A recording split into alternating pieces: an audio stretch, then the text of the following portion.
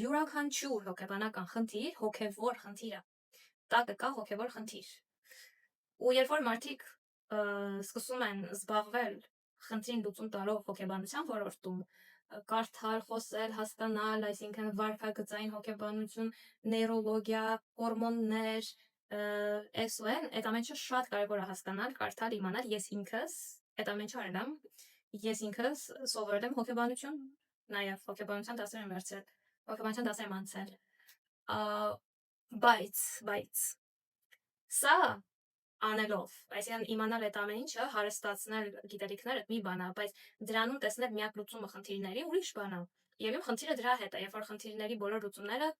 փնտրվում են եւ չեն գտնվում այս ոլորտում, որովհետեւ այս ոլորտը չի կարող բացատրի պատճառը, կարող է բացատրի սիմպտոմները եւ կարող է բուժի սիմպտոմները, բայց հիվանդությունը բուժելուց պետք է բուժել պատճառը։